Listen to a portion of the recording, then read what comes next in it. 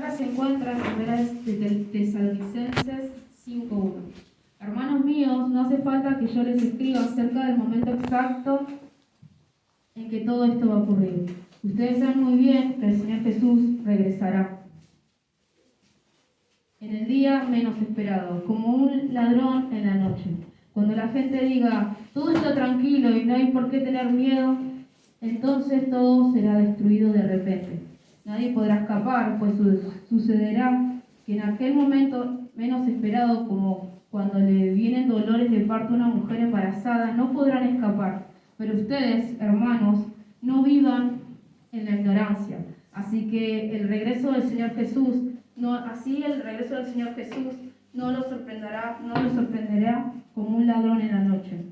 Todos ustedes confían en el Señor Jesús y eso es como vivir a plena luz del día y no en la oscuridad. Vamos de a poco, ¿no? Sabemos que...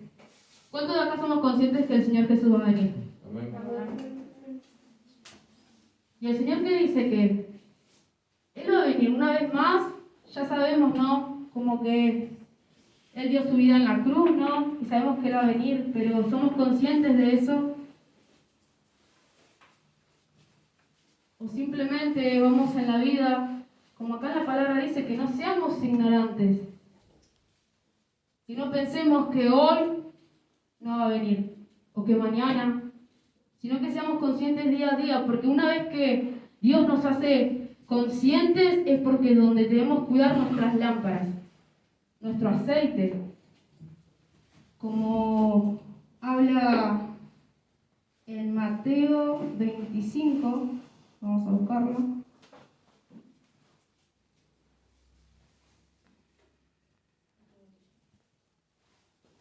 En la parábola de las 10 vírgenes.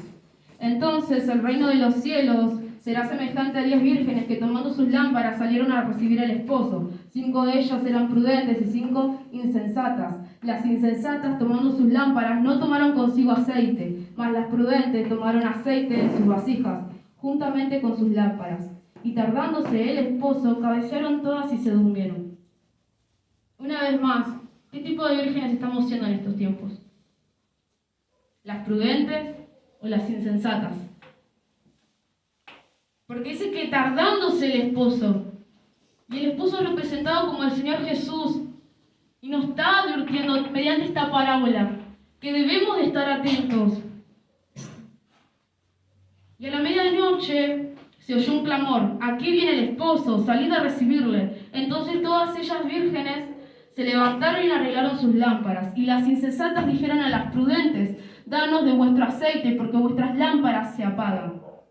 Queremos estar así día a día, viviendo, por así decirlo. Sabemos que la salvación es propia, ¿no? Pero ¿qué queremos vivir, como dicen nuestros pastores, de oraciones prestadas, de una oración en un día, de una lectura de 5 minutos en la palabra, ¿no? Durante un día, cuando Satanás está como león rugiente buscando a quien devorar? Está como león rugiente. Veamos la dimensión en la que está Satanás. Y nosotros día a día ni siquiera tenemos la gana de leer la palabra. Ni siquiera de postrarnos, arrodillar y orar de corazón. Porque muchas veces podemos orar, pero ¿es genuinamente? ¿O son esas oraciones como los hipócritas y fariseos que los que hablaban en Mateo? Que simplemente se hacían ver a los demás que oraban. Pero ¿esa oración le llegaba al Señor? Y como dice en la palabra, que las oraciones le agradan al Señor las que vienen del justo. Pero para llegar a ser justos, ¿qué debemos tener? Un corazón limpio, pidiendo perdón por nuestros pecados, porque ahí es donde nuestro corazón va a ser limpio, donde ahí la oración le va a llegar al Señor. Pero para todo esto es un proceso, sí, pero hay que tomar una decisión. Hay que tomar una decisión, porque a mí no me gustaría que llegue el día que el Señor venga y tenga que andar pidiéndole a alguno de ustedes, ahora sálvame ustedes porque yo no me pude salvar. Básicamente así le podría decir. Terrenalmente, no como la palabra lo dice. Mas las prudentes respondieron diciendo, para que no nos falte a vosotras y a vosotras, id más bien a los que venden y comprar vosotros mismas. Hoy en día ese aceite puede representarse que ya lo podemos conseguir, que es la palabra, la lectura, lo podemos conseguir hoy en día. Pero sabemos que como el Señor viene, Van a llegar días que no van a estar ni las Biblias. Ya no va a ser accesible ese tipo de aceite que nos está hablando la Biblia. La palabra, ¿no? Y hoy en día que tenemos el acceso a eso, lo estamos consumiendo. Lo único como hijos del Señor, el mandamiento es orar, adorarlo. ¿Estamos haciendo eso? ¿O simplemente no? Y dejamos que pasen los días, como hoy hablaba mi hermana en la palabra de apertura, que el Señor nos da día a día una oportunidad más. Y queda en nosotros, ¿qué hacer con esa oportunidad? Desgastarla. Porque el no orar tiene consecuencias en nosotros, más si somos hijos del Señor, en el sentido de que nos sentimos fastidiosos, agobiados, nos empieza a irritar todo hasta lo más mínimo. ¿Por qué? Porque es la falta de oración, la falta de la lectura de la palabra. Pero mientras ellas iban a comprar, vino el esposo y las que estaban preparadas entraron con él en las bodas y cerró la puerta. Después vinieron también las otras vírgenes diciendo, Señor, Señor, ábrenos. Mas él respondiendo dijo, de cierto os digo que no os conozco. Me gustaría que el Señor nos diga eso, que no nos conocía nunca. Cuando hoy, por ejemplo, nos da la posibilidad de acercarnos más a Él en adoración, porque Él nos está buscando, porque somos sus hijos, porque Él está enamorado de nosotros más que de Él. Es una triste realidad, pero porque por algo el Señor día a día nos sigue dando más misericordia. Pero miren lo triste que es que cuando estemos ahí el Señor me diga, no te conozco. Y es como decir, wow, ese tiempo en el cual pude acercarme al Señor y no lo hice por diversos motivos y ahora que el Señor me diga, no te conozco. ¿Queremos llegar a ese punto? Yo la verdad que no. Y vamos a seguir leyendo. Primera Tesalonicenses 5, 6. Por eso debemos mantenernos en alerta y vivir correctamente y no tan despreocupados como viven algunos. Los que viven en pecado y emborrachándose, sin preocuparse por el regreso del Señor, realmente viven en la oscuridad. Pero nosotros no vivimos en la oscuridad, sino en la luz. Por eso debemos mantenernos en alerta y confiar en Dios y amar a toda persona. Amar a toda persona, sin excepción. Amar a toda persona, y no dice personas que están alejando, personas que están en el mundo, personas que me caen mal, no, amar a toda persona. A veces sabemos que para muchos no es difícil perdonar y amar a toda persona, como dice la palabra. Pero acá es una gran parte de lo que nos va a llevar también a la salvación. Porque ¿qué dice la palabra? Que muchos dijeron, Señor, Señor, en tu nombre echamos fuera demonios, en tu nombre hicimos tanto, y el Señor dijo, apartados de mí, hacedores de maldad. Al Señor no le importa si vos haces milagros a través de nuestras propias vidas. Al Señor lo que le importa es que podamos cambiar nuestro carácter y poder amar a nuestro prójimo, de poder saber que el día que nos vayamos con Él, nuestro corazón esté purificado. Así que hoy en día, ¿qué tipo de oración estás haciendo vos? Para que el Señor te use en diversas áreas, que hagas milagros, que hagas esto, lo aquello, o simplemente una oración de corazón que diga, Señor, ayúdame a perdonar a mi hermano. Ayúdame a quitar de mí lo que no te agrada, porque desde ahí empiezan los grandes llamados, de oraciones sinceras. En la Biblia vemos personas, profetas también, que ellos mismos se sentían que no merecían su llamado.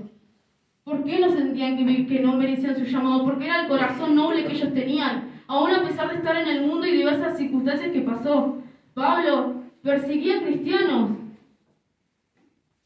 Y miren su corazón, que a él no le importó su llamado, no le importó lo que Dios iba a hacer a través de su vida, sino Dios.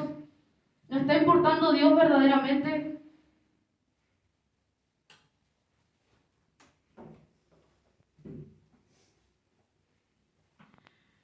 Nuestra confianza y nuestro amor nos pueden proteger del pecado como una armadura.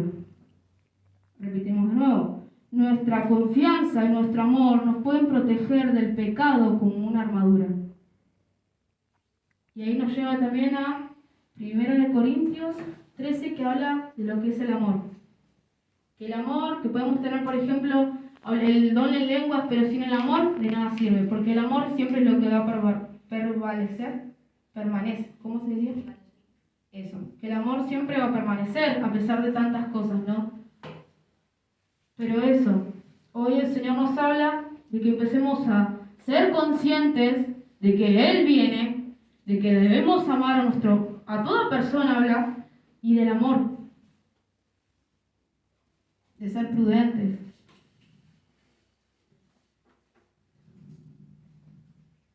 Y así nunca dudemos de nuestra salvación. Esa seguridad nos protegerá como un casco, porque Dios no nos ha llamado para castigarnos, sino para que recibamos la salvación por medio de nuestro Señor Jesucristo.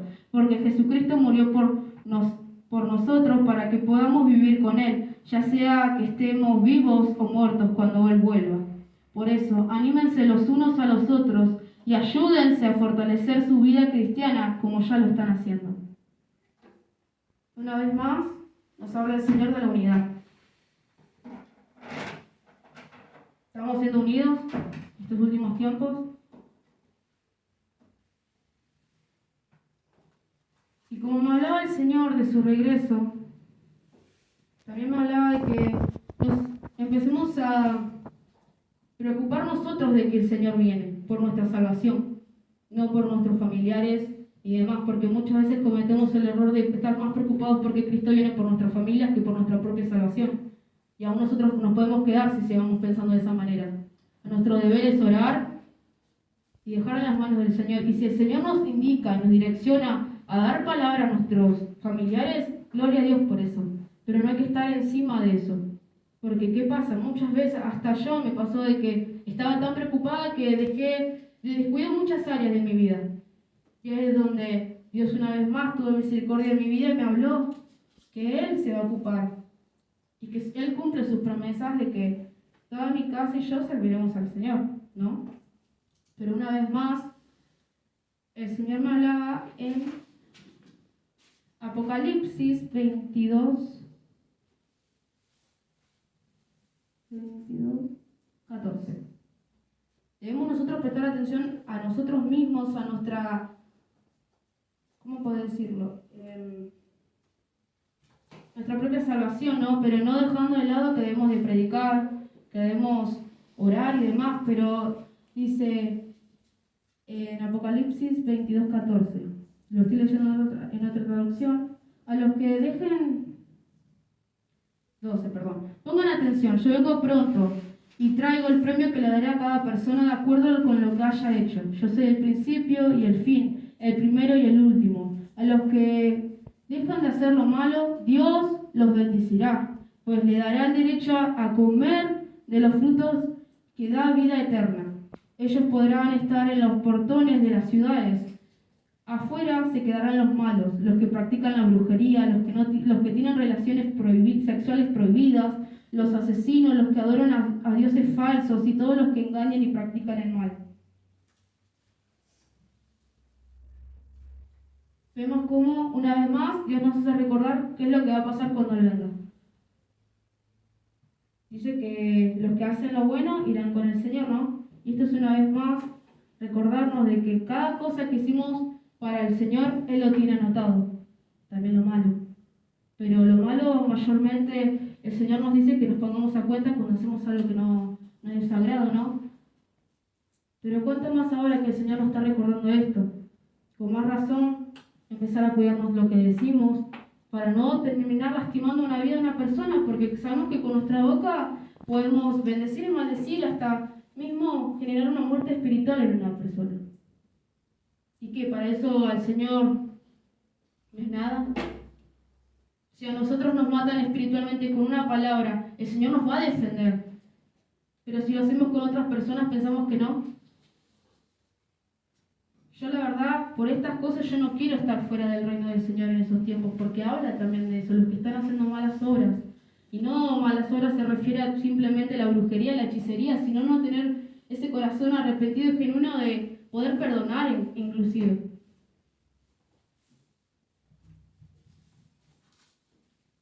Debemos estar despiertos, tener nuestras lámparas encendidas, ser luz en lugar de tinieblas, como la palabra profética que el Señor nos dio. Y si el Señor nos dio palabra profética de que somos luz, ¿qué significa?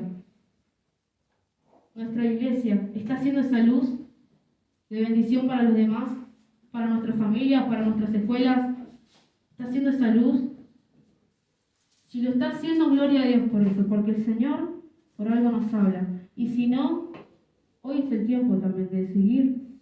Si no fuimos luz antes, de poder ser luz más ahora.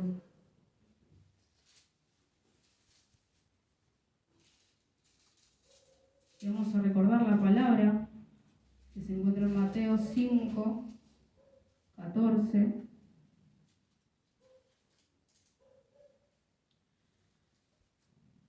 La luz del mundo. Vosotros sois la luz del mundo. Una ciudad asentada sobre un monte no se puede esconder. Una luz asentada sobre un monte no se puede esconder. ¿Y por qué vos te estás escondiendo? ¿Por qué te escondes si vos sabés que desde que te arrodillás y clamás hacia mí con ese corazón que muchas veces renegaste delante de mi presencia, yo te pude hacer sentir mi presencia en esos tiempos? Cuando vos ni creías eso, pero en esos días que vos pensabas que era casualidad, doblar rodilla, ahí es donde yo más te iluminé.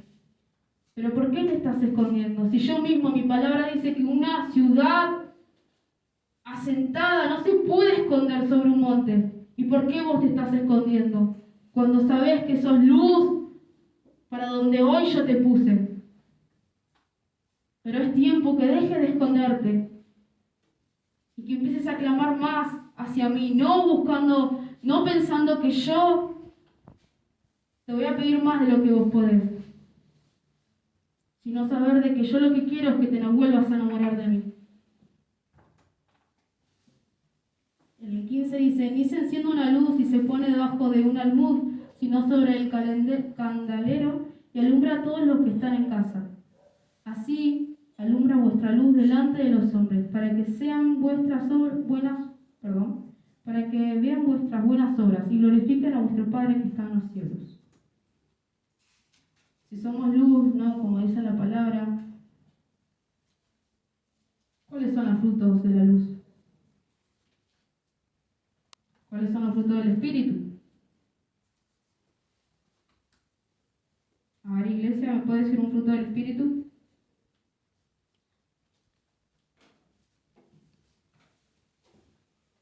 Dones no. Te dije. Frutos.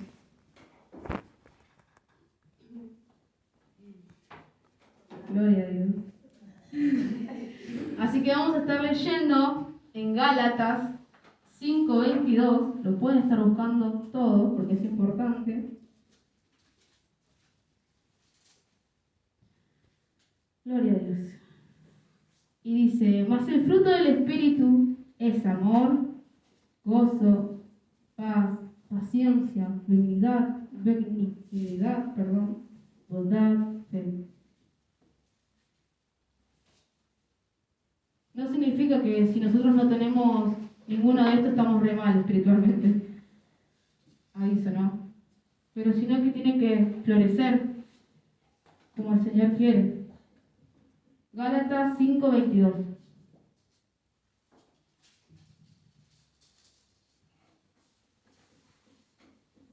La paciencia, la benignidad, la bondad, la fe, la mansedumbre, templanza. Y dice, contra tales cosas no hay ley.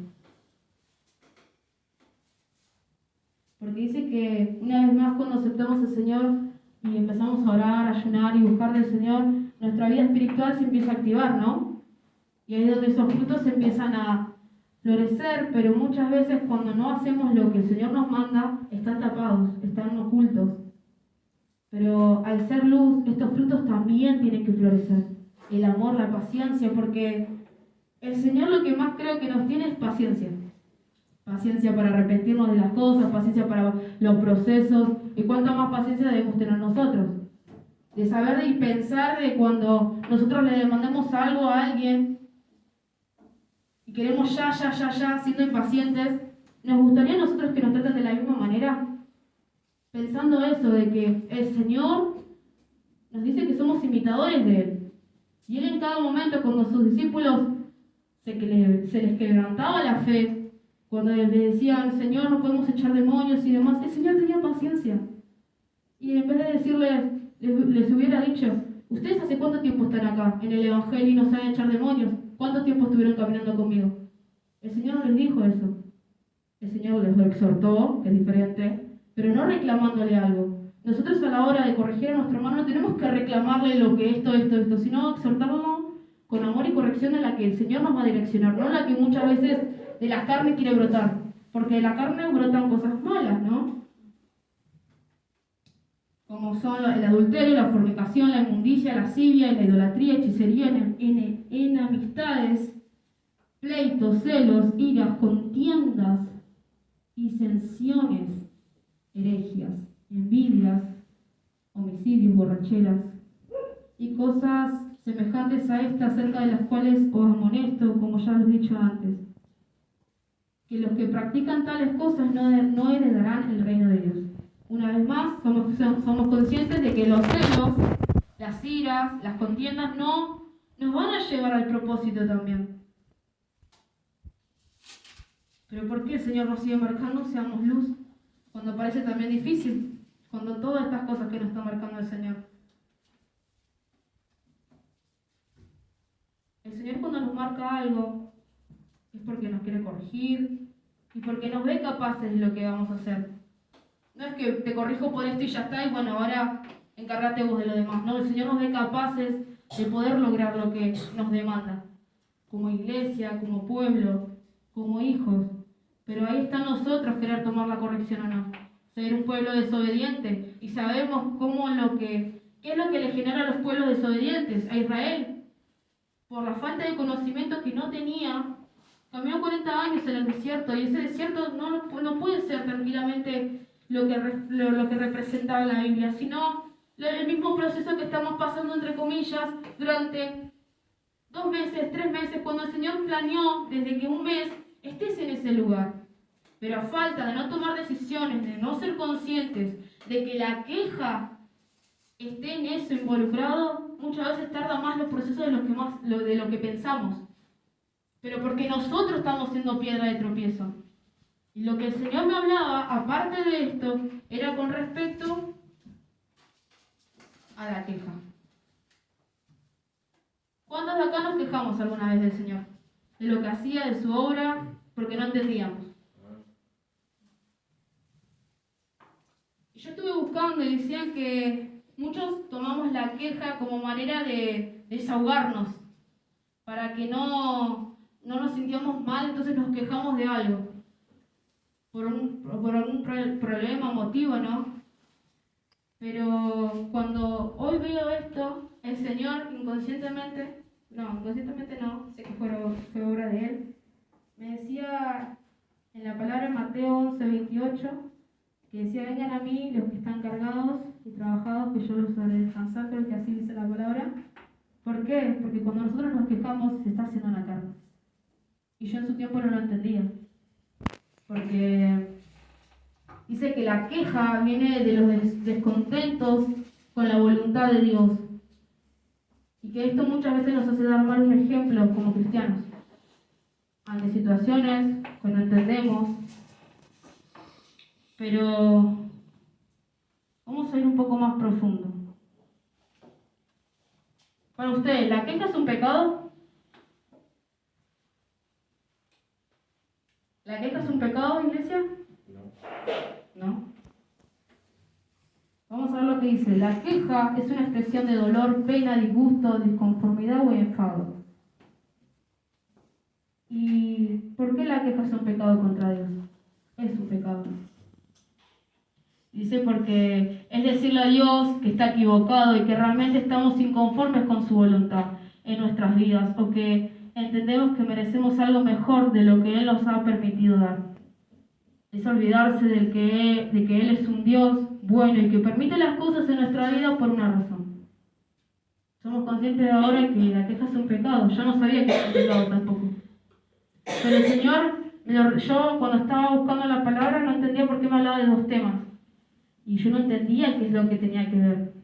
Pero esto también, al ser un pecado, está queriendo florecer muchas veces en las iglesias. Nos quejamos de, ¿cuándo Cristo viene? No, si total no viene esto, muchas veces nos quejamos de esta manera. Y con esto el Señor me ha hablado. Gloria a Dios por los que no nos quejamos de que Cristo no viene, pero nos quejamos de lo que hace Dios con nuestras vidas, de nuestros hermanos nos quejamos. Pero la queja, ¿le agrada o no al Señor? ¿Qué hizo Job? Se quejó. ¿Y el Señor qué le dijo? Gloria a Dios. ¿Dónde tú estabas? Nosotros como pueblo no nos debemos de quejar ante el Señor por una decisión que nos está marcando el Señor. Por buscar de su presencia. No nos debemos de quejar como decir, ay Señor, una vez más me decís que tengo que buscar de tu presencia de esto, pero me estás cargando, pero y otra. A veces inconscientemente parece ser, ay Señor, yo me tengo que levantar. Y así estamos. Pero debe ser una necesidad buscarlo al Señor, no una obligación. No estamos en una escuela no solamente para aprender, porque estamos aprendiendo la palabra, pero en la escuela que nos dan obligaciones, que sí o sí tenemos que hacerlas. Pero el Señor que nos da la necesidad de poder buscar de su presencia y no de quejarnos. Porque dice que la queja es una manifestación de inconformidad y rebeldía hacia la dirección de Dios. Cuando nos quejamos, pecamos contra el carácter de Dios. Es algo muy profundo, pecar contra el carácter del Señor. Lo que hizo Job. Dice que es una manifestación de injusticia, considerando lo bueno que realmente es malo. Porque no lo sabemos. Porque si no buscamos del Señor, entra la queja, entra la murmuración, el chusmerío y demás. Porque no lo buscamos al Señor, no decidimos orar, pedir al Señor cuál es la dirección de lo que vos me estás hablando, por qué me estás permitiendo pasar esto y esto. El Señor a su tiempo nos va a dar las respuestas. Y si no nos da cuando clavamos rodillas en su momento, es porque nuestro corazón no está preparado para recibir esa respuesta. Muchas veces me ha pasado de que yo preguntas que tenía desde el año pasado, ese tiempo me lo estaba respondiendo el Señor. Porque mi corazón se estaba acercando más al Señor. Pero si entre la duda y la queja y orar por esa respuesta, ¿qué es lo que no vamos a tomar? No vamos a tomar de rebelde, sino y alejarnos del Señor. Dice que la queja se convierte en amargura que contagia a los demás. Nos lleva la palabra un poco de levadura y leuda toda la masa. Contagiamos de esto, pero es hora de cortar de raíz las quejas y corregir con amor si vemos a nuestro hermano o hermana quejándose de algo, con la palabra, porque esto está en la palabra. Yo no pensaba que era un pecado, imagínense, pero de todo se aprende. Y si hoy el Señor nos abrió esto, nos abrió los ojos espirituales, es porque hay algo que hay que resolver. Es porque debemos de confiar en Él. Y dice que muchas veces es una manifestación de codicia, que siempre queremos más y más, y nos quita el gozo y el disfrute de las maravillas del Señor.